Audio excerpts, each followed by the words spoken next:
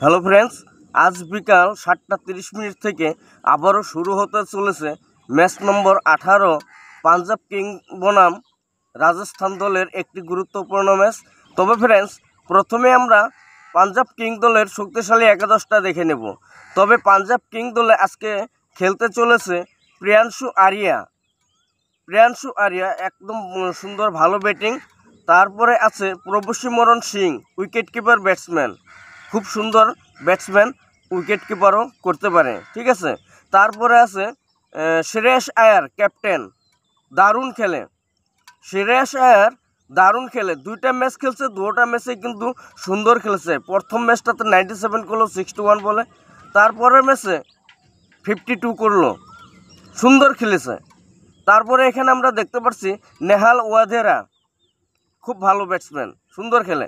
তারপরে এখানে আছে গ্লেন ম্যাক্সওয়েল, অলরাউন্ডার।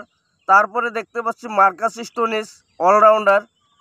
তবে ফ্রেন্ডস, তারপরে এখানে আছে শশাঙ্ক সিং, দারুণ খেলে। তবে ফ্রেন্ডস, তারপরে আমরা এখানে দেখতে পাচ্ছি সুরেশ শেডস।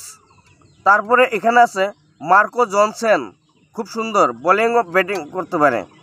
তারপরে আছে অর্শদীপ সিং, ফাস্ট বোলার, খুব সুন্দর বল করে। তারপরে দেখতে পাচ্ছি এখানে লুকি ফার্গুসন। তবে ফ্রেন্ডস, এখন আমরা দেখে নেব রাজস্থান দলের শক্তিশালী একাদশ। প্রথমে এখানে আমরা দেখতে পাচ্ছি সঞ্জু স্যামসন, ক্যাপ্টেন, খুব সুন্দর ব্যাটসম্যান করে, খুব ভালো ব্যাটার। তারপরে এখানে আছে ধ্রুব জুরেল, খুব সুন্দর ব্যাটসম্যান। তারপরে ফ্রেন্ডস, এখানে আমরা দেখতে পাচ্ছি সিমরন হেটমেয়ার, ভালো ব্যাটসম্যান। তারপরে যদি আমরা দেখতে যাই, এখানে আছে ইয়াসেবি জয়সওয়াল, দারুণ খেলে, কিন্তু কিছুদিন ধরে ভালো করে খেলতে পারছে না। তবে দেখা যাক আজকে কি করে। তারপরে যদি এখানে দেখতে যাই রিয়ান পরাগ, 3 দিন ক্যাপ্টেনশিপ করছে, এখন কিন্তু আবার সঞ্জু স্যামসনে ক্যাপ্টেনশিপ করবে, ঠিক আছে, ভালো ব্যাটসম্যান। তারপরে আছে নীতিশ রানা। তবে ফ্রেন্ডস, ওয়ানেন্দু হাসারাঙ্গা আছে, সন্দীপ শর্মা আছে। তারপরে আমরা এখানে দেখতে পাচ্ছি তুষার দেশপান্ডে। তারপরে আছে মহেশ থিকসানা। তারপরে আছে জফরা আসার, খুব সুন্দর ফাস্ট বোলার।